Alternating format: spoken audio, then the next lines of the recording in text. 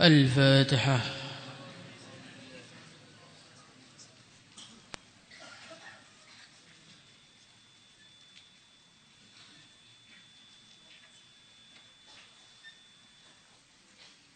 باب المراقبة.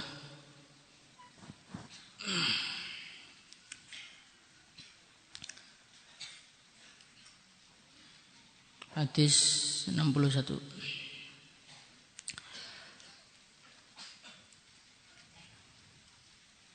Allahumma salli wa sallim ala sayyidina Muhammad wa ala ali sayyidina Muhammad fi kulli lamhatin wa nafasin bi'adadi kulli ma'lumin lak.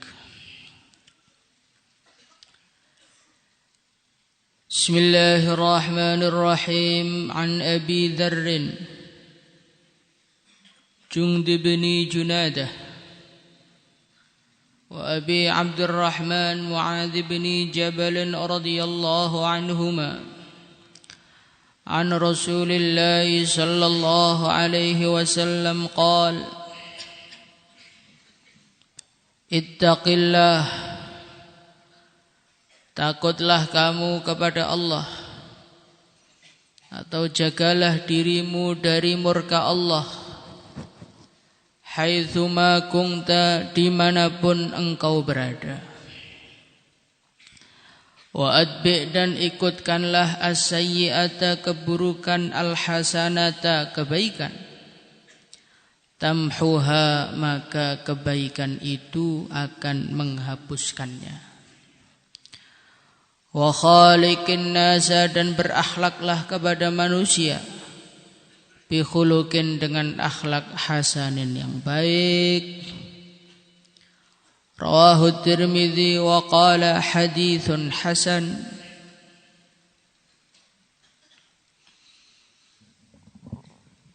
Diriwayatkan dari Sayyidina Abu Dzar radhiyallahu anhu dan Sayyidina Mu'adz ibnu Jabal radhiyallahu anhu. Beliau berdua meriwayatkan dari Rasulullah sallallahu alaihi wasallam. Meriwayatkan apa? Meriwayatkan suatu nasihat yang sangat-sangat penting untuk kita jadikan pegangan dalam hidup kita. Apa itu nasihatnya? Nasihatnya Rasulullah sallallahu alaihi wasallam, beliau bersabda, ittaqillah haitsuma kunta. Ittaqillah, jagalah dirimu dari murka Allah Subhanahu wa taala. Haitsuma kunta, dimanapun kamu berada. Ini adalah kunci kesuksesan seorang manusia hidup di dunia ini. Yang pertama kali adalah bagaimana dia selalu menjaga diri dari murka Allah dimanapun dia berada. Pada hari ini banyak manusia-manusia yang dia berusaha menjaga dirinya dari murka Allah Subhanahu wa taala. Tapi itu dia lakukan saat banyak manusia. Kalau ada temannya, ada bapaknya, ada ibunya, ada ustadznya, Masya Allah, kita bisa mendadak menjadi wali. Itu kalau ada Pak Yai jauhlah gitu, Masya Allah, suara kita ngaji langsung dikencangkan. Matanya sudah langsung seger, seakan-akan gak ingin berhenti ngaji selama-lamanya di depan manusia. Tapi kalau saat tidak ada manusia, maka amalan kita dengan iblis gak jauh berbeda. Maka orang-orang seperti ini belum mengamalkan sabda Nabi, ittaqillah haitsuma kunta.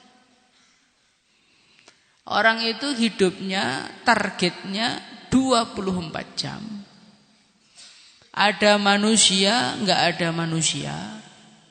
Mau di rumah sendirian atau ada temannya, mau di atas gunung, mau di tengah laut, kalau perlu di dalam gua dan di bawah laut pun, asalkan dia masih sadar, asalkan dia masih berakal, maka dia harus usaha bertakwa kepada Allah. Kenapa harus seperti itu? Ya karena Allah itu melihat kita dimanapun. Wa huwa ma'akum aina ma kuntum. Allah itu bersama kita dimanapun kita berada. Mau di pondok, Allah juga melihat. Mau kita di rumah, Allah juga melihat. Tengah malam, Allah melihat. Saat khirosah melek, Allah melihat. Saat khirosah tidur, Allah juga melihat. Saat Ustadz Latif jauhlah, Allah juga melihat. Saat dia tidur, Allah juga melihat.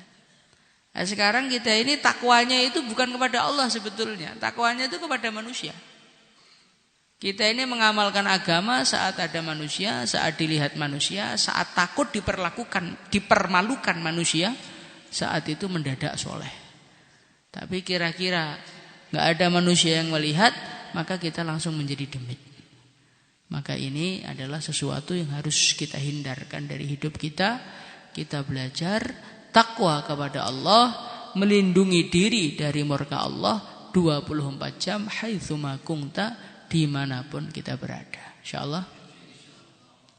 Ittaqillah haitsuma kunta. Jagalah dirimu dari murka Allah Subhanahu wa taala dimanapun kita berada. Dengan cara apa kita menjaga diri dari murka Allah? Imtithalu kulli awamirillah wajtinabu kulli nawahi.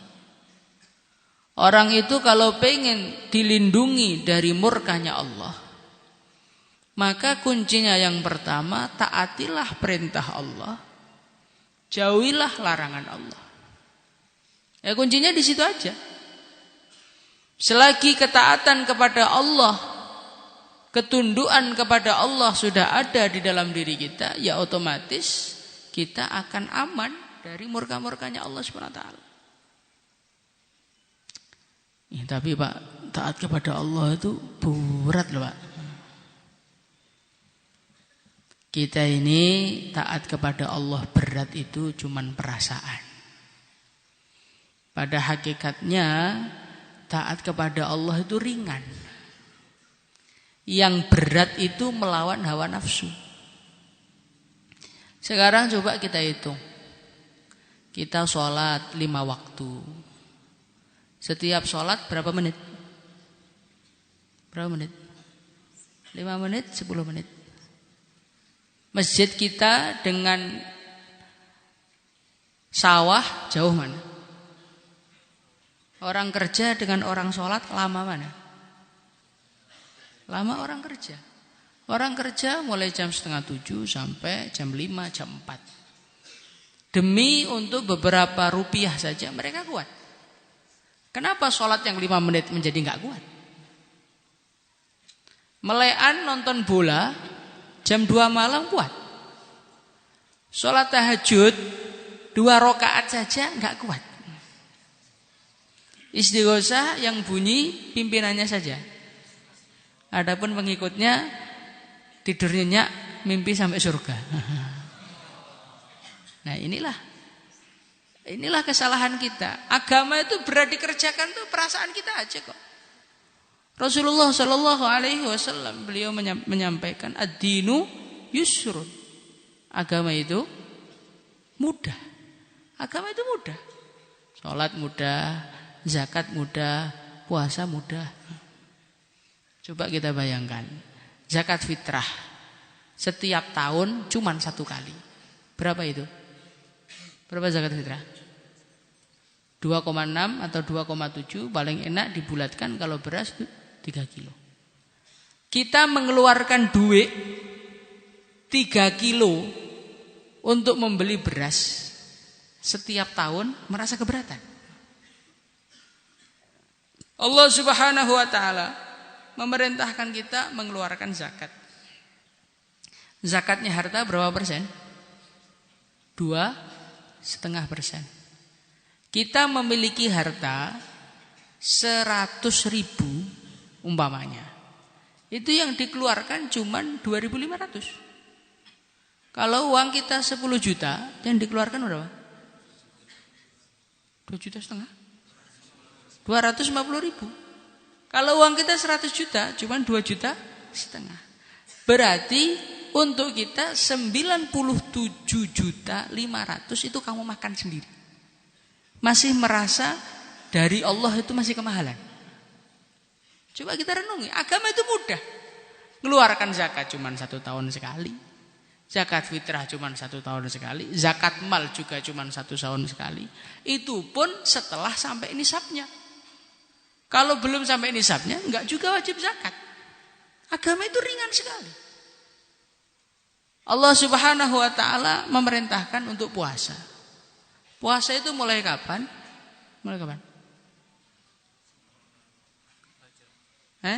Puasa itu mulai kapan?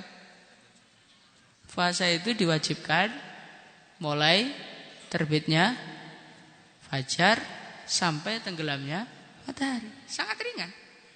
Allah Subhanahu wa ta'ala tidak memerintahkan kita puasa 24 jam. Cuma dari fajar sampai tenggelam matahari, itu aja. Jadi agama itu mudah.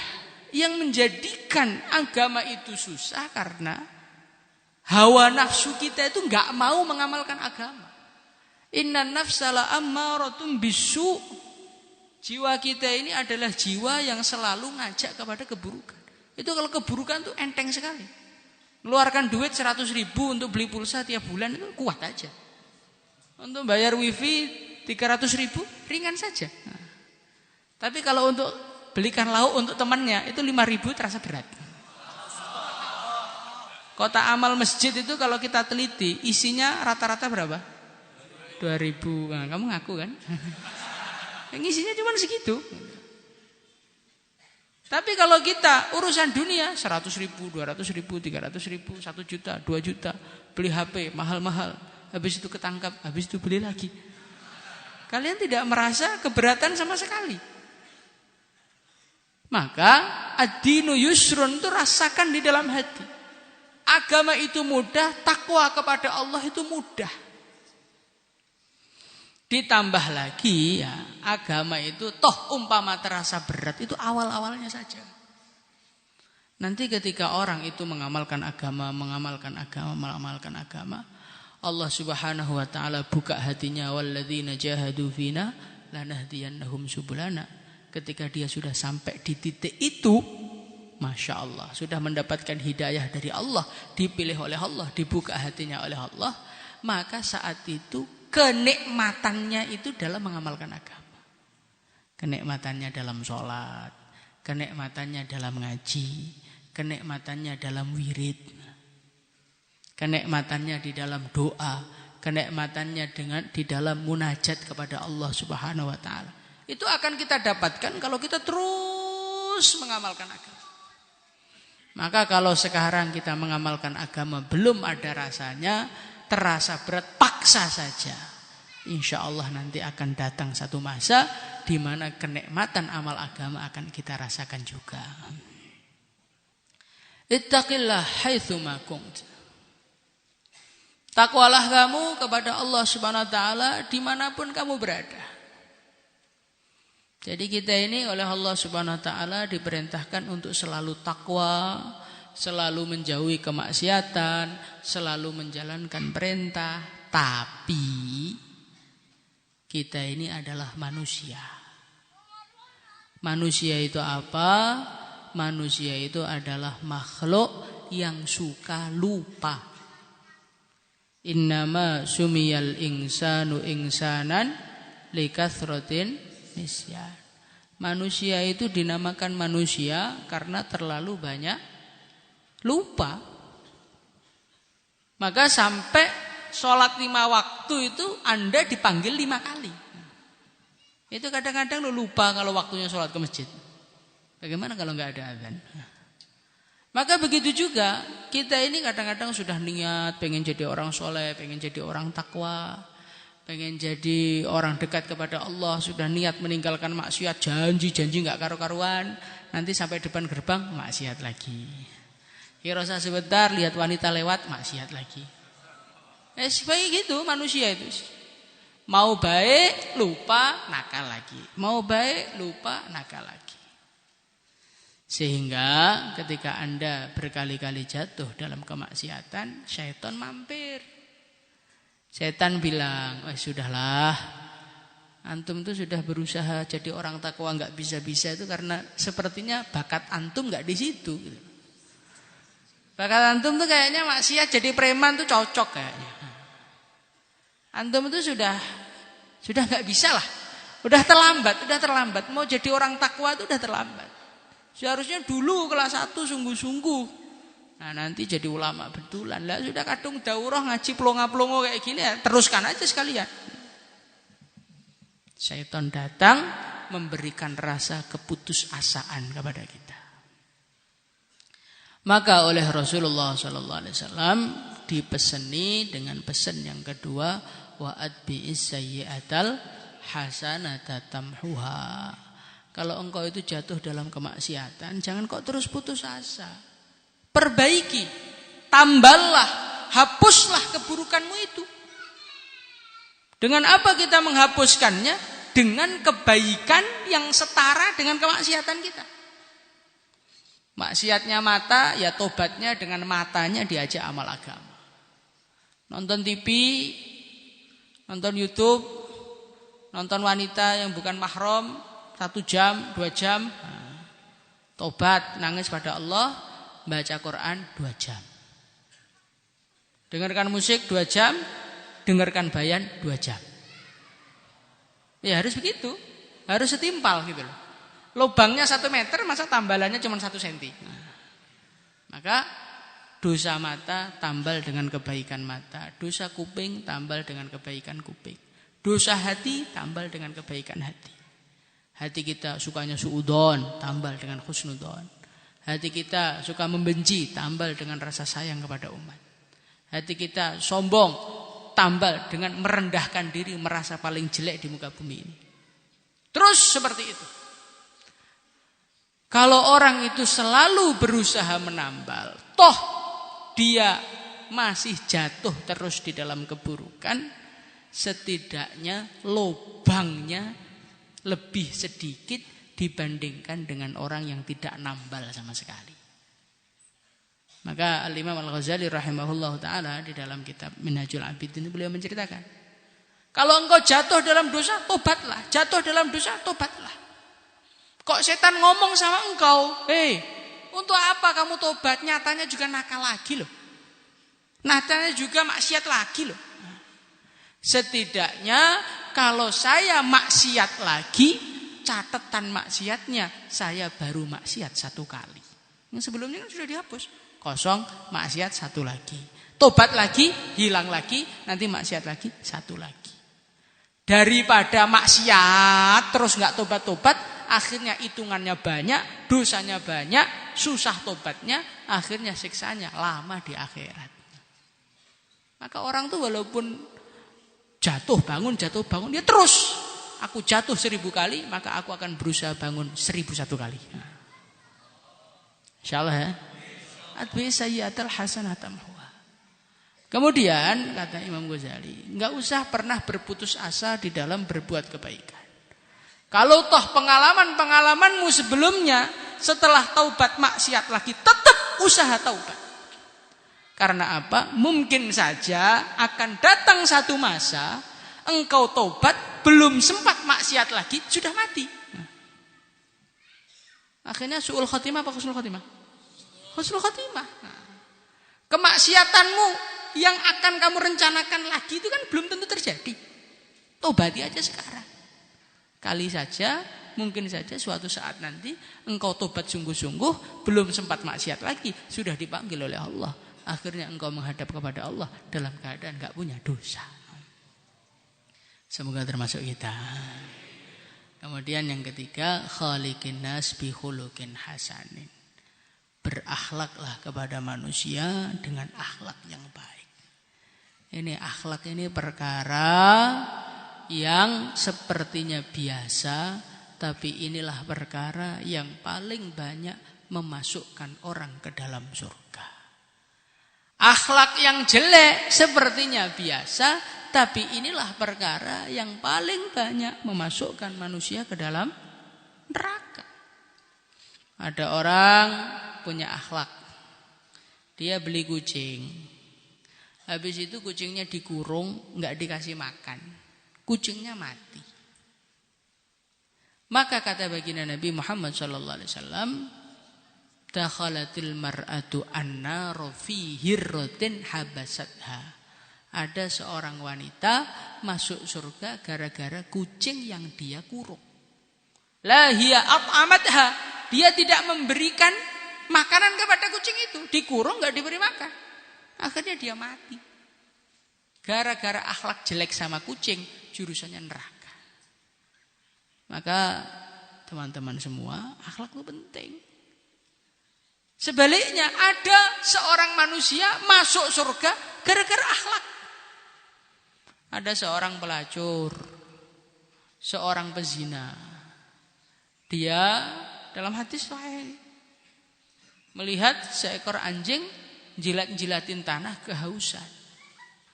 Maka dia turun ke sumur, dia ambilkan air untuk seekor anjing. Anjingnya minum, anjingnya kenyang. Allah senang dengan perbuatan dia, dosa-dosanya diampuni, dimasukkan ke dalam surga. Jadi akhlak itu perkara yang kayaknya biasa banget. Ternyata banyak orang masuk surga gara-gara akhlak.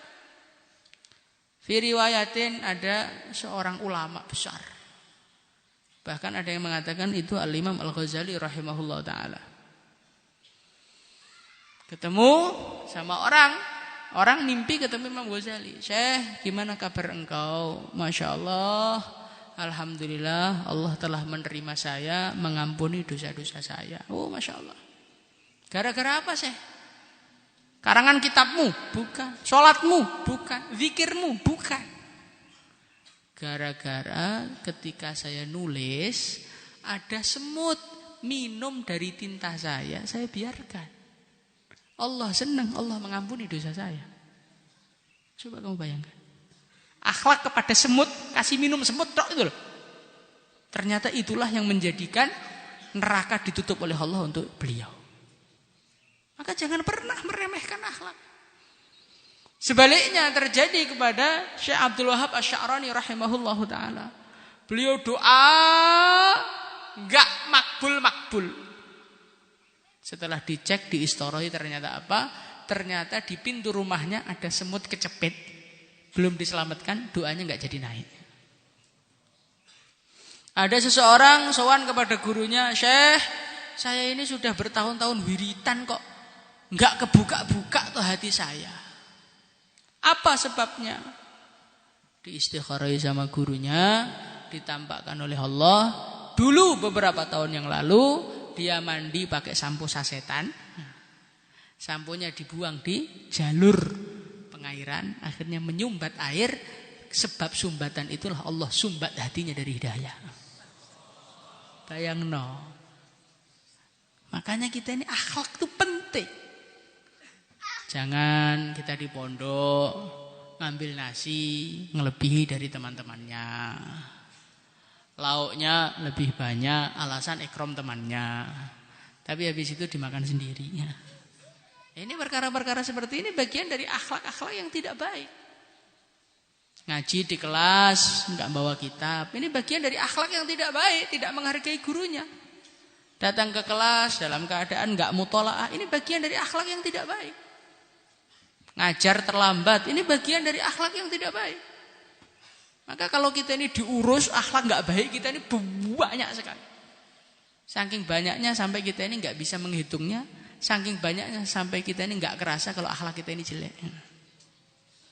Maka akhlak itu diperbaiki, akhlak kepada orang tua, akhlak kepada guru, akhlak kepada teman-teman, akhlak kepada adik kelas, akhlak kepada kakak kelas, akhlak kepada masyarakat, akhlak kepada manusia, akhlak kepada hewan. Ini bagaimana kita pentingkan supaya amal kita di akhirat itu utuh, tidak habis dituntut oleh orang-orang yang pernah kita sakiti di dunia. Insyaallah. Salatu